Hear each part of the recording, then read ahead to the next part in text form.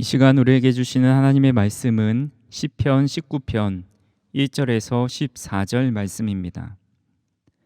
하늘이 하나님의 영광을 선포하고 궁창이 그의 손으로 하신 일을 나타내는도다. 날은 날에게 말하고 밤은 밤에게 지식을 전하니 언어도 없고 말씀도 없으며 들리는 소리도 없으나 그의 소리가 온 땅에 통하고 그의 말씀이 세상 끝까지 이르도다. 하나님이 해를 위하여 하늘의 장막을 베푸셨도다.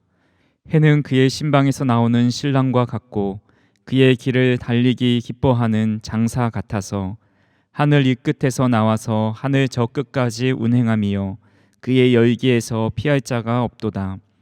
여호와의 율법은 완전하여 영혼을 소성시키며 여호와의 증거는 확실하여 우둔한 자를 지혜롭게 하며 여호와의 교훈은 정직하여 마음을 기쁘게 하고 여호와의 계명은 순결하여 눈을 밝게 하시도다. 여호와를 경외하는 도는 정결하여 영원까지 이르고 여호와의 법도 진실하여 다 의로우니 금 곧 많은 순금보다 더 사모할 것이며 꿀과 송이꿀보다 더 달도다. 또 주의 종이 이것으로 경고를 받고 이것을 지킴으로 상이 크니이다. 자기 허물을 능히 깨달을 자 누구리요? 나를 숨은 허물에서 벗어나게 하소서. 또 주의 종에게 고의로 죄를 짓지 말게 하사 그 죄가 나를 주장하지 못하게 하소서. 그리하면 내가 정직하여 큰 죄가에서 벗어나겠나이다. 나의 반석이시오 나의 구속자이신 여호와여, 나의 말과 마음의 묵상이 주님 앞에 연락되기를 원하나이다. 아멘. 예전에는 가끔씩 불렀지만 요즘에는 잘 불리지 않는 찬양 중에 나의 입술의 모든 말과 라는 찬양이 있습니다. 나의 입술의 모든 말과 나의 마음의 묵상이 주께 연락되기를 원하네. 생명이 되신 주, 반석이 되신 주, 소망이 되신 주, 능력이 되신 주, 나의 입술의 모든 말과 나의 마음의 묵상이 주께 연락되기를 원하네. 아멘. 이 복음성가의 가사가 시편 19편에 나와 있습니다.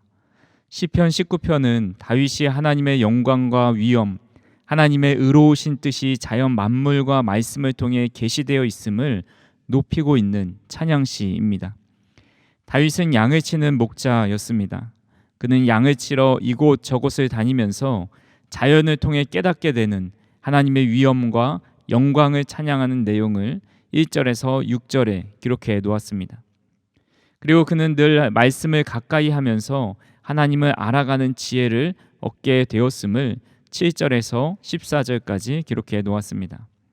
다시 말씀드리면 이 시는 크게 두 단락으로 나누어지는 것이죠. 전반부는 하늘로 대표되는 하나님의 창조 세계에 나타난 하나님의 영광과 위엄을 찬양합니다. 또 후반부에서는 하나님의 율법에 나타난 하나님의 영광과 위엄을 찬양하고 있습니다. 이것을 신학 용어로 일반 계시와 특별 계시라고 부릅니다. 우리 인간이 신이신 하나님을 알기 위해서는 계시를 통해서 알 수 있는데 이 계시는 크게 일반 계시와 특별 계시로 나눠진다는 것이죠. 일반 계시는 우주의 창조와 보존과 통치를 통해서 하나님 자신을 알려주는 겁니다. 예를 들면 꽃이 피고 지는 모습, 광활한 자연 환경을 보면서 하나님이 이렇게 아름다운 자연 환경을 만들어 주셨음을 깨닫게 되는 겁니다. 하나님의 걸작품인 우리의 몸을 보면서도 어떻게 이렇게 정교하고 또 아름답게 만들어 놓으실 수 있을까? 또 우주의 질서대로 운행되는 그런 모습을 보면서 하나님의 위대하심을 알게 됩니다. 이것이 일반 계시입니다. 또한 특별 계시는 하나님의 말씀, 성경을 통해서 하나님을 더 구체적으로 알게 해줍니다. 그래서 일반 계시와 특별 계시 이 두 가지 모두가 있어야 하나님을 온전하게 알 수 있게 된다는 것이죠. 자연 만물을 통해 나타난 하나님, 또 우리가 성경을 봐야 하나님이 어떤 분이신지를 알게 된다는 겁니다. 본문 1절에서 6절은 일반 계시, 또 7절에서 14절은 특별 계시다라는 점을 기억하시면서 오늘 말씀을 공동 번역으로 읽어드리겠습니다. 하늘은 하나님의 영광을 속삭이고 창공은 그 훌륭한 솜씨를 일러줍니다. 낮은 낮에게 그 말을 전하고 밤은 밤에게 그 일을 알려줍니다. 그 이야기, 그 말소리 비록 들리지 않아도 그 소리 구석구석 울려 퍼지고 온 세상 땅끝까지 번져갑니다. 해를 위하여 하늘에 장막을 쳐주시니 해는 신방에서 나오는 신랑과 같이 신나게 치닫는 용사와 같이 하늘 이 끝에서 나와 하늘 저 끝으로 돌아가고 그 뜨거움을 벗어날 자 없사옵니다. 야훼의 법은 이지러짐이 없어 사람에게 생기를 돌려주고 야훼의 법도는 변함이 없어 어리석은 자도 깨우쳐 준다. 야훼의 분부는 그릇됨이 없어 사람의 마음을 즐겁게 하고 야훼의 계명은 맑아서 사람의 눈을 밝혀준다. 야훼의 말씀은 순수하여 영원토록 흔들리지 아니하고 야훼의 법령은 참되어 옳지 않은 것이 없다. 금보다 순금 덩이보다 더 좋고 꿀보다 송이꿀보다 더욱 달다. 당신 종이 그 말씀으로 깨우침을 받고 그대로 살면 후한 상을 받겠거늘 네 있어 제 허물을 다 알리이까. 모르고 짓는 죄일랑 말끔히 씻어 주소서. 일부러 범죄할까 이 몸 막아주시고 그 소나기에 잡힐까 날 지켜주소서. 그제야 이 몸은 대역죄 씻고 온전히 깨끗하게 되리이다. 내 바위 내 구원자이신 야훼여 내 생각과 내 말이 언제나 당신 마음에 들게 하소서. 아멘. 사람은 누구나 신에게 사랑받고 싶은 존재가 되고 싶어 합니다. 그래서 사람은 신에게 감동을 주기 위해서 40일을 작정하거나 100일을 작정해서 공을 드립니다. 어떤 이는 가장 소중한 자신의 삶을 드리고 자신의 자녀를 바치면서 신의 은총을 구합니다. 오늘 시인은 자신이 믿고 있는 하나님에게서 자신의 입의 모든 말과 마음의 묵상이 주께 연락되기를 원한다라고 고백하고 있습니다. 연락되다라는 것은 기꺼이 받아들여지다, 기쁘게 하다라는 뜻입니다.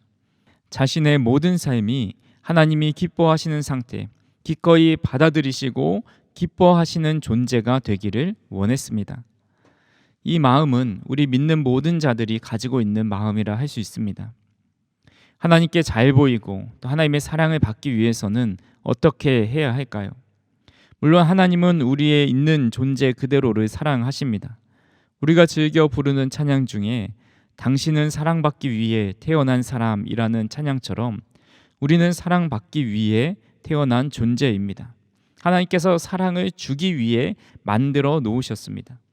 그럼에도 하나님을 사랑한다면 사랑받는 것으로 만족하지 않습니다. 사랑을 드리고 싶고 사랑을 주시는 그 대상에게 인정받고 또 기쁨이 되기를 원합니다. 하나님께 기쁨이 되기 원한다면 하나님이 어떤 분이신지, 무엇을 해야 기뻐하시는지를 알아야 합니다. 하나님이 어떤 분이신지 일반 계시를 통해 나타난 하나님, 그리고 특별 계시를 통해 나타난 하나님에 대해서 이 시편을 통해 알아보고자 합니다.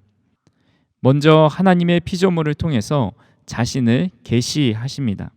본문 1절 말씀을 보시면 하늘이 하나님의 영광을 선포하고 궁창이 그의 손으로 하신 일을 나타내는도다. 누군가 무엇을 만들었을 때는 거기에 목적이 있고 만든 사람의 사상과 능력, 심지어는 그 예술가의 성격까지도 알 수 있습니다. 유명한 화가 반 고흐는 1886년 파리의 어느 벼룩시장에서 신발 한 켤레를 구입한 후에 그림으로 남겨놓습니다. 그 그림의 이름이 신발입니다. 그림에는 낡은 신발 한 켤레가 그려져 있고 그 신발이 어디에 놓여 있는지 누구의 것인지 알 수 없습니다. 하지만 이 구두를 보면서 구두의 주인의 삶을 엿볼 수 있습니다. 구두에 닳아버린 내부의 검은 구멍에서 농부의 고달픈 걸음을 볼 수 있습니다. 아직 말라있지 않고 습기가 남아있는 가죽의 모습을 보면서 밭고랑을 일구 돌아온 지 얼마 되지 않은 것으로 보여집니다. 이 작품이 더 유명해진 것은 신발이 주는 느낌과 분위기를 통해서 그림 저편에 있는 신발 주인의 삶을 상상하기 때문입니다. 그래서 어떤 이는 이 그림이 정물화, 신발을 그린 물건을 그린 정물화라기보다는 초상화 같은 느낌을 준다라고 말하기도 합니다. 얼굴을 모델로 누군가를 그리는 것이 아니라 사물을 모델로 누군가의 삶을 그리는 듯한 그런 느낌이 들기 때문입니다. 하나님께서 지으신 모든 자연이 그렇습니다. 하나님은 하늘을 만드시고 궁창을 만드셔서 그 하늘 너머에 있는 하나님, 궁창 너머에 있는 하나님의 영광을 드러내기를 원하셨습니다. 요즘 비가 적절하게 오면서 비 온 다음 날 하늘을 보면 그렇게 청명할 수가 없습니다. 지난 목요일에 전도를 나갔습니다. 하늘은 너무 청명하고 햇살은 따뜻하고 바람은 시원하게 불었습니다. 적절한 기온과 좋은 날씨라 그런지 거리에 돌아다니는 사람들도 기분이 좋아 보였습니다. 그렇게 좋은 하늘과 햇살, 구름과 바람을 주신 하나님을 절로 찬양하면서 전도하였습니다. 하나님을 믿는 사람은 모든 자연 만물을 통해서 하나님의 영광과 하나님이 하신 일을 바라볼 수 있어야 합니다. 그리고 이렇게 놀라운 자연을 만드시고 동물과 식물과 인간, 온 우주를 만드신 하나님의 위대하심을 찬양해야 합니다. 그런데 많은 사람들이 창조주를 경배하지 않고 하나님이 만드신 창조물을 보면서 경배합니다. 이것은 그림을 그린 화가를 높이는 것이 아니라 그림을 높이는 것과 같은 모습입니다. 예술 작품에 있어서 중요한 것은 예술 작품 자체가 아니라 예술 작품을 만든 사람이 중요합니다. 1943년 어느 날에 길을 걷고 있었던 피카소가 우연히 버려진 자전거 한 대를 발견했습니다. 그는 자전거에서 안장과 핸들을 떼어내고 안장 위에 핸들을 거꾸로 붙인 뒤에 황소머리라는 이름의 작품을 만들었습니다. 핸들은 뿔이 되고 안장은 황소의 얼굴이 된 겁니다. 세상에 많은 사람들이 창의적인 작품을 만들어내지요. 재활용품으로, 이것이 정말 재활용품으로 만들었을까 싶을 정도로 뛰어난 작품들이 많이 있습니다. 피카소가 만든 황소머리보다 더 멋진 작품들이 많지만 그 작품과 황소머리에 가장 큰 차이가 있습니다. 바로 피카소가 만들었다라는 겁니다. 이 작품은 50년이 지나서 런던의 한 경매장에서 경매에 붙여졌는데 293억에 낙찰되었습니다. 피카소의 예술 작품 중에 어떤 그림은 초등학생 그림보다 못해 보이지만 수십억, 수백억에 이릅니다. 그 이유가 피카소가 그렸기 때문입니다. 이 세상 천지 만물이 바로 메이드 인 갓입니다. 작은 풀 하나조차도 하나님께서 하나님의 뜻을 담아서 만들어 놓았습니다.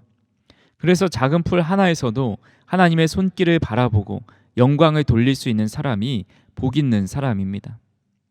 존 칼빈은 이렇게 말합니다. 하늘을 바라보며 하나님을 고백하는 사람은 땅에 펼쳐져 있는 하나님의 지혜와 능력에도 감탄하게 될 것이다. 그냥 전체적인 것에 대한 일반적인 감탄이 아니라 가장 작은 풀에서도 하나님의 능력을 발견한다. 하나님의 끝없고 무한하신 사랑과 능력이 작은 풀에게까지 임하고 있다라는 겁니다. 본문 6절 말씀에 이렇게 기록하고 있습니다. 하늘 이 끝에서 나와서 하늘 저 끝까지 운행하며 그의 열기에서 피할 자가 없도다. 하늘 이 끝에서 하늘 저 끝까지 운행한다라는 말씀은 지구의 자전에 의해서 태양이 동쪽에서 떠서 서쪽으로 지는 것을 말합니다. 이는 지구상에서 태양의 영향력 아래 있지 않은 것이 아무것도 없다라는 뜻입니다. 그리고 그의 열기에서 피할 자가 없다라는 말은 모든 생물이 태양의 혜택을 입고 있다라는 말입니다. 지구상에 존재하는 생물 중에서 태양의 혜택에서 벗어나는 존재는 없습니다. 마찬가지로 이 세상의 어떤 피조물도 심지어 작은 풀에게까지도 하나님의 따뜻한 은총을 피할 수 있는 자는 없습니다. 그렇게 예수님께서 우리에게 염려하지 말라고 말씀하셨지요. 누가복음 12장 28절입니다. 오늘 있다가 내일 아궁이에 던져지는 들풀도 하나님이 이렇게 입히시거든 하물며 너희일까 보냐 믿음이 작은 자들아. 세상 모든 만물을 창조하신 위대하신 하나님께서 우리를 하나님의 따뜻한 은총 아래 품고 계심을 믿으실 수 있기를 간절히 소망합니다. 우리에게 그렇게 은총을 베풀어 주시고 온 자연세계의 모습을 통해서 하나님께만 영광 올려드릴 수 있는 저와 우리 성도님들이 되기를 간절히 소망합니다. 자연세계를 통해서 간접적으로 하나님을 알 수 있게 된다면 하나님의 말씀인 성경을 통해서 정확하게 하나님에 대해 알 수 있습니다. 본문 7절에서 9절까지 하나님의 말씀을 통해서 하나님이 어떤 분이신지, 또 그분이 어떤 능력으로 우리에게 임하시는지에 대해서 6가지로 말씀하고 있습니다. 본문 7절 말씀을 보시겠습니다. 여호와의 율법은 완전하여 영혼을 소성시키며 여호와의 증거는 확실하여 우둔한 자를 지혜롭게 하며. 먼저는 여호와의 율법은 완전하여 영혼을 소성시킵니다. 본문에서 여호와의 율법은 모세 오경을 의미하는 히브리어 토라이지만 일반적으로 하나님의 말씀이라는 의미로 확대하여 이해할 수 있습니다. 하나님의 말씀이 영혼을 소성시킨다라고 고백했는데 이것은 영혼을 살린다, 영혼을 새롭게 한다라는 말입니다. 즉 하나님의 말씀에는 인간을 변화시키는 능력이 있다라는 말씀입니다. 성경을 사랑합시다라는 책에서 성경을 읽고 변화된 사람의 이야기는 이루 헤아릴 수가 없다라고 말을 합니다. 대표적으로 조지 뮬러는 요한복음 3장 16절 말씀을 통해서 거듭남을 체험하고 하나님의 위대한 사람으로 살아갔습니다. 또한 위대한 천재 조나단 에드워즈는 디모데전서 1장 17절 말씀을 통해서 살아계신 하나님, 영광스러운 하나님의 임재를 경험하고 인생이 완전히 바뀌었습니다. 우리가 하나님의 뜻대로 변화되는 삶을 살아갈 수 있는 이유는 하나님의 말씀이 우리의 영혼을 새롭게 하기 때문입니다. 그 말씀이 우리를 지도하고 가르쳐 주시기 때문입니다. 그렇게 하나님의 말씀을 늘 가까이 하는 사람의 영혼은 날마다 새롭고 그런 사람은 이전과는 다른 삶을 살아가게 됩니다. 두 번째로 여호와의 증거는 확실하여 우둔한 자를 지혜롭게 합니다. 세상에서 가장 귀한 것은 하나님을 아는 것입니다. 사도 바울은 그리스도를 아는 지식이 가장 고상하다라고 말을 합니다. 그것에 비하면 다른 것은 배설물로 여긴다라고 말을 하죠. 세상의 모든 지식은 다 귀한 것들이지만 하나님을 아는 것이 너무 귀중하기 때문에 그것에 비하면 마치 배설물과 같다라는 겁니다. 제임스 패커가 지은 하나님을 아는 지식이란 책에서 이렇게 말합니다. 우리는 무엇을 위해 창조되었는가? 하나님을 알기 위하여. 우리는 인생에서 어떤 목표를 세워야 하는가? 하나님을 아는 것. 예수님이 주시는 영생이란 무엇인가? 하나님을 아는 것. 삶에서 기쁨과 만족을 주는 최고의 것은 무엇인가? 하나님을 아는 지식. 인간이 하나님께 드리는 가장 큰 기쁨은 무엇인가? 하나님을 아는 것. 하나님의 말씀을 통해서 하나님을 알게 되면 세상에서 가장 지혜로운 자가 되고 가장 고상한 지식을 가진 사람이 됩니다. 세 번째로 여호와의 교훈은 정직하여 마음을 기쁘게 합니다. 8절 말씀입니다. 여호와의 교훈은 정직하여 마음을 기쁘게 하고 여호와의 계명은 순결하여 눈을 밝게 하시도다. 이 세상에서 가장 큰 역설이 있다면 창조주 하나님께서 말씀하시는데 피조물된 인간이 그 말씀에 귀를 기울이지 않는다는 겁니다. 육아에 대해 궁금한 사람은 오은영 박사의 조언을 귀담아 듣습니다. 축구에 대해 관심이 있는 사람은 손흥민 선수의 말을 귀담아 듣지요. 공부에 관심이 있는 사람은 교수의 말에 귀담아 듣습니다. 모든 사람은 삶에 대해 관심을 갖고 어떻게 살아가야 하는지 늘 고민하면서 사람을 창조하시고 우리의 삶을 다 하시는 하나님의 말씀에 귀를 기울이지 않습니다. 관심 분야의 전문가의 조언을 들으면 10년 묵은 체증이 내려가는 것처럼 속이 시원하고 마음의 평안과 기쁨이 찾아옵니다. 인생의 답답함을 느끼고 어려움이 찾아올 때 그 모든 답을 알고 계시는 하나님의 말씀을 들어야 근심이 기쁨으로 바뀔 수 있습니다. 그렇기 때문에 여호와의 교훈은 우리의 삶의 내비게이션과 같고 우리가 행복한 삶을 살아가게 하는 지침서와 같습니다. 예수님께서 요한복음 15장 10절에서 11절에 이렇게 말씀하셨습니다. 내가 아버지의 계명을 지켜 그의 사랑 안에 거하는 것 같이 너희도 내 계명을 지키면 내 사랑 안에 거하리라. 내가 이것을 너희에게 이름은 내 기쁨이 너희 안에 있어 너희 기쁨을 충만하게 하려 함이라. 아멘. 하나님의 말씀이 우리 안에 있어 기쁨으로 충만한 삶을 살아갈 수 있기를 간절히 소망합니다. 네 번째로 여호와의 계명은 순결하여 눈을 밝게 합니다. 순결하다라는 말씀은 정화시키다, 닦다라는 의미를 가지고 있습니다. 인류 최초의 사탄의 상징인 뱀은 인간을 미혹하게 하고 하나님의 말씀을 왜곡하면서 인간의 눈을 가렸습니다. 지금 우리가 살아가는 이 시대도 세상의 가치관과 문화, 악한 영이 우리 인간을 미혹하고 하나님을 온전히 알 수 없게 합니다. 하지만 하나님의 말씀은 온전하고 순전하여서 더러운 것이 조금도 섞여 있지 않습니다. 그렇게 칼빈이 말하기를 하나님의 계명을 듣고 깨달아 순종하는 자는 선과 악을 구별한다라고 말했습니다. 하나님의 말씀을 통해 하나님을 바로 보는 눈을 밝히실 뿐만 아니라 세상의 선과 악, 하나님의 뜻과 악한 영의 뜻을 분별할 수 있게 된다는 것입니다. 다섯 번째로 여호와의 말씀은 정결하여서 영혼까지 이릅니다. 9절 말씀 읽어보겠습니다.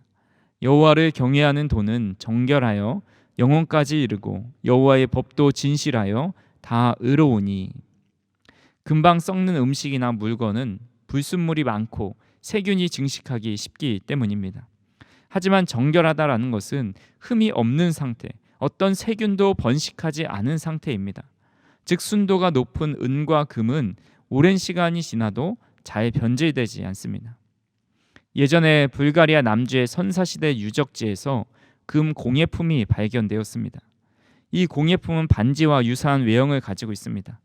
현지 고고학자들에 따르면 이 금 공예품은 BC 4600에서 4500년 전, 지금으로부터 약 6600년 전에 만들어진 것으로 추정하고 있습니다. 그런데 사진을 보시면 수천 년이 지난 지금도 여전히 그 금빛을 잊지 않고 보존하고 있습니다. 금 안에 불순물이 거의 없기 때문이죠. 아무리 변하지 않는 물질도 여러 환경에 따라 변화됩니다. 하지만 하나님의 말씀은 정결하여서 영원히 변하지도 시들지도 않습니다. 즉 하나님의 말씀은 영원히 흔들리지 않아서 흔들리지 않는 삶을 살기 원한다면 하나님의 말씀을 붙잡아야 한다는 것입니다. 마지막 여섯 번째로 여호와의 말씀은 진실하여 다 의롭습니다.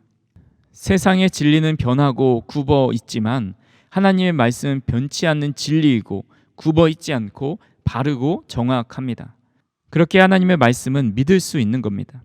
세상에는 큰 일을 중요하게 생각하고 작은 일은 가볍게 생각합니다. 그래서 큰 일은 정확하고 진실되게 하지만 작은 일은 눈 감고 넘어갈 때가 있습니다.